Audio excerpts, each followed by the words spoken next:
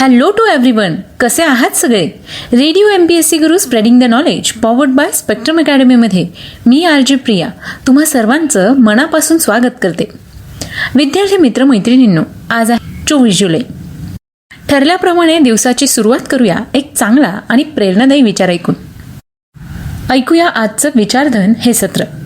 स्वतःने काढलेल्या सेल्फीत स्वतःचं तर दुसऱ्याने आपल्यासोबत काढलेल्या सेल्फीत यशाचं प्रतिबिंब दिसत असतं. मित्रांनो, सध्या सेल्फीचा जमाना आहे. आम्ही सगळे सेल्फी काढत असतो, पण हे लक्षात ठेवा, ज्यावेळेला एखादी प्रसिद्ध व्यक्ती दिसते त्यावेळेला आपण हमखास तिच्यासोबत सेल्फी घेण्याचा प्रयत्न करतो. यामागचं कारण म्हणजे त्या प्रसिद्ध व्यक्तीचं असणारं यश. तो फिर दोस्तों, देर किस बात की. तुमचे सुद्धा प्रयत्न असेच चालू ठेवा, म्हणजे जेणेकरून इतर व्यक्ती तुमच्यासोबत सेल्फी काढायला येतील. चला तर मग यानंतर ऐकूया आजच्या दिवसाची विशेष गोष्ट, म्हणजेच आपलं दिनविशेष हे सत्र.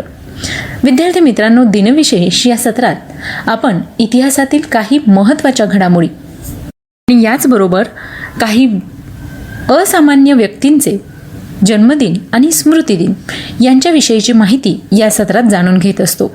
ऐकूया आजच्या दिवशी घडलेल्या काही महत्त्वपूर्ण ऐतिहासिक घटनांविषयी. 1823 साली चिली या देशातील गुलामगिरीची प्रथा संपुष्टात आली होती. चिले या देशाची राजधानी सांतियागो ही असून या ठिकाणी स्पॅनिश भाषा बोलली जाते. चिले हा दक्षिण अमेरिकेच्या पश्चिम किनारपट्टीवरील एक देश आहे. यानंतर जाणून घेऊया पुढच्या घटनेविषयी. 1870 साली अमेरिकेमध्ये देशांतर्गत रेल्वे सेवा सुरू करण्यात आली. 1932 साली रामकृष्ण मिशन मठाची स्थापना करण्यात आली. रामकृष्ण मिशन ही एक भारतीय संघटना आहे. स्वामी विवेकानंद आणि रामकृष्ण परमहंसांची शिकवण जनमानसात पोहोचवण्यासाठी रामकृष्ण मिशनची सुरुवात केली गेली होती. रामकृष्ण मठ व रामकृष्ण मिशन या दोनही संस्थांचे मुख्यालय हे बेलूर मठ आहे.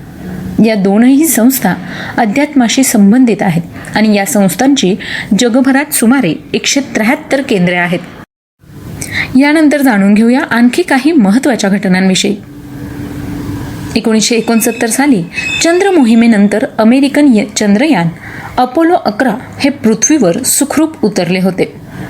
विद्यार्थी मित्रांनो, अपोलो 11 हे अमेरिकेचे अंतराळयान होते. या यानातून नील आर्मस्ट्रॉंग व एडविन ऑल्ड्रिन यांनी 20 जुलै 1969 रोजी चंद्रावर प्रथम प्रवास केला. त्यासाठी एका लहान उपयानाचा वापर झाला होता. या यानाला लुनार मॉड्यूल असे म्हणत असत. पृथ्वीवरून चंद्रापर्यंत नेणारे मुख्य यान चंद्राभोवती फिरत राहिले होते. या यानाला कमांड मॉड्यूल असे म्हणत. चंद्रावर उतरणाऱ्या यानाला अलगदपणे खाली उतरणे आणि पुन्हा उड्डाण करून मुख्य यानापर्यंत जाऊन मिळणे यासाठी लागणारे इंधन व दळणवळणाची व्यवस्था त्यात केलेली होती. चंद्रावर पोहोचताच Houston tranquillity base here eagle has landed हा चंद्रावरून आलेला संदेश जगभर दूरचित्रवाणी आणि रेडिओवरून दिला गेला होता. ज्यावेळी अपोलो 11 हे अंतराळयान चंद्रावर पोहोचलं त्यावेळी चंद्रावर पहिलं पाऊल नील आर्मस्ट्रॉंग यांनी ठेवलं होतं. यानंतर जाणून घेऊया पुढच्या घटनेविषयी.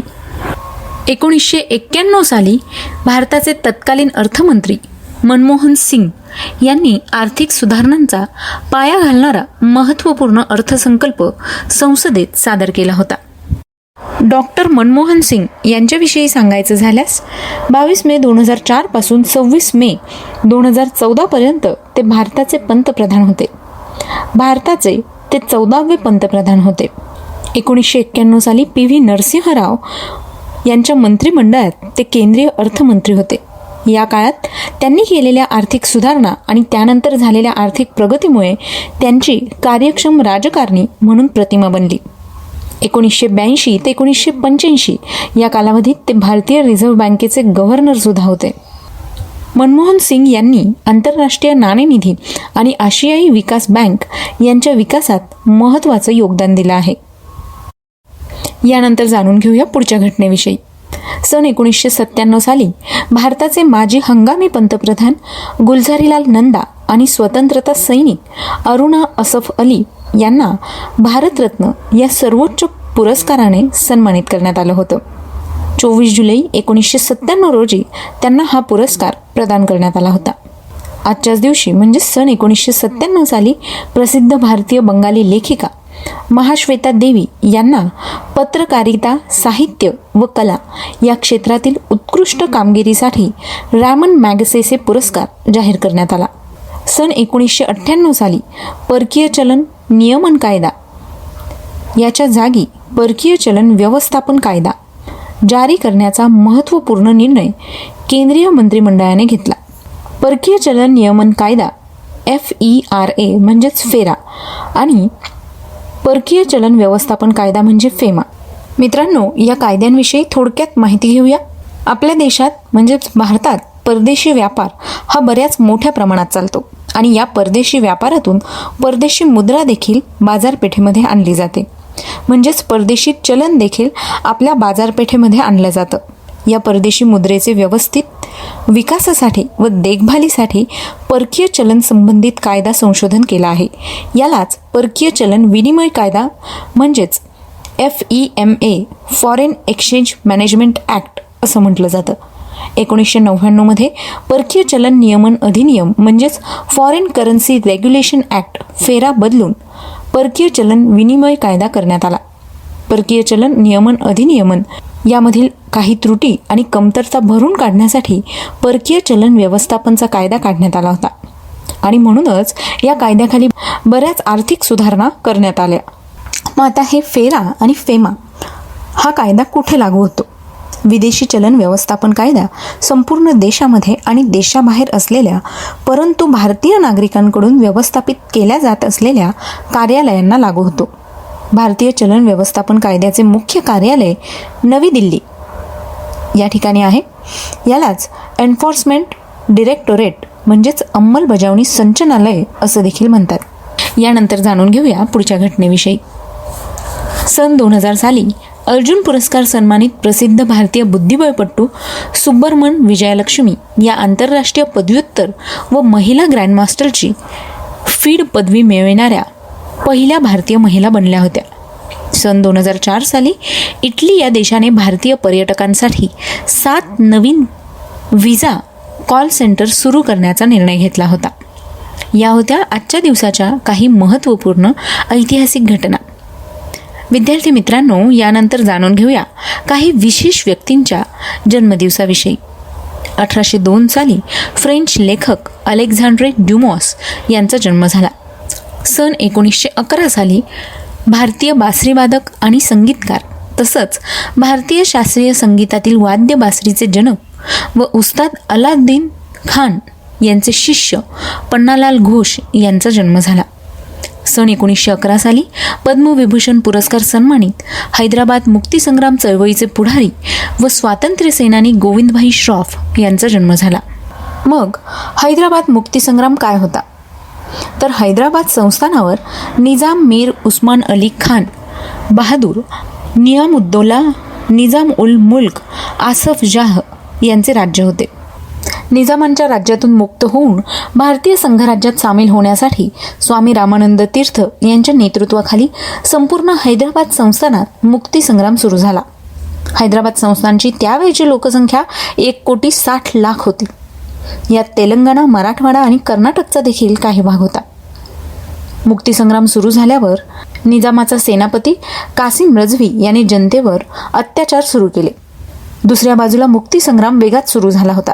याचं नेतृत्व स्वामी रामानंद तीर्थ, दिगंबरराव बिंदू, गोविंदभाई श्रॉफ, रवी नारायण रेड्डी, देवीसिंग चौहान, भाऊसाहेब वैशंपायन, विजयेंद्र काबरा, बाबासाहेब परांजपे या आणि इतर अनेक नेत्यांकडे होती. त्यातलेच गोविंदभाई श्रॉफ यांचा जन्मदिन आहे. त्यानंतर जाणून घेऊया आणखी काही महत्त्वाच्या व्यक्तींविषयी. सन 1924 साली प्रसिद्ध भारतीय गझल गायक व उर्दू शायर नाजिश प्रतापगढी यांचा जन्म झाला. आजच्याच दिवशी 1928 साली गुजरात या राज्याचे माजी मुख्यमंत्री केशुभाई पटेल यांचा जन्म झाला. 1937 साली प्रसिद्ध भारतीय हिंदी चित्रपट अभिनेते व दिग्दर्शक मनोज कुमार यांचा जन्म झाला.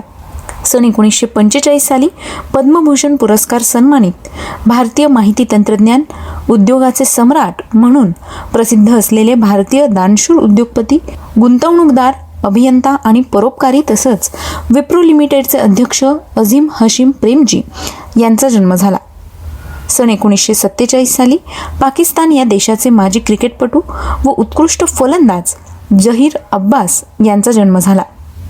सन 1985 साली पद्मश्री, पद्मभूषण, राजीव गांधी खेलरत्न पुरस्कार विजेता उत्कृष्ट भारतीय बिलियर्ड्स आणि स्नूकर खेळाडू पंकज अडवाणी यांचा जन्म झाला.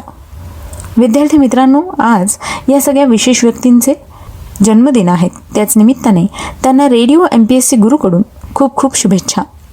यानंतर जाणून घेऊया अशाच काही महत्त्वाच्या व्यक्तींविषयी ज्यांनी उल्लेखनीय कामगिरी करून इतिहासात आपला ठसा उमटवला आहे. अशाच काही व्यक्तींचे आज स्मृतिदिन आहे. जाणून घेऊया त्यांच्याविषयी. 1974 साली नोबेल पुरस्कार विजेता प्रसिद्ध ब्रिटिश भौतिकशास्त्रज्ञ सर जेम्स चॅडविक यांचा जन्म झाला. त्यांनी अणूतील न्यूट्रॉनच्या कणांचा शोध लावला होता. सन 1980 साली प्रसिद्ध भारतीय बंगाली व हिंदी भाषिक चित्रपट अभिनेता, दिग्दर्शक, निर्माता आणि गायक उत्तम कुमार यांचं निधन झालं. सन 1980 साली इंग्लंड या देशातील प्रसिद्ध इंग्रजी चित्रपट अभिनेता, विनोदकार आणि गायक पीटर सेलर्स यांचं निधन झालं. सन 2012 साली प्रसिद्ध अमेरिकन शरीरशास्त्र व जीवशास्त्र या विषयांचे प्राध्यापक व CT स्कॅन या यंत्राचे जनक रॉबर्ट स्टीव्हन लॅडले यांचं निधन झालं. 2018 साली माजी ब्रिटिश अष्टपैलू क्रिकेटपटू जॉन मुरे यांचं निधन झालं. आज या सगळ्या विशेष व्यक्तींचे स्मृतिदिन आहेत. त्याच निमित्ताने रेडिओ MPSC गुरुकडून त्यांना विनम्र अभिवादन. तर ही होती आजच्या दिवसाची विशेष गोष्ट, म्हणजेच आजचं दिनविशेष हे सत्र. मित्रांनो, तुम्हाला आमचं दिनविशेष हे सत्र कसं वाटतं याविषयीचे तुमचे फीडबॅक तुम्ही आम्हाला नक्की पाठवा. यामध्ये तुम्ही आम्हाला काही सजेशनसुद्धा देऊ शकता.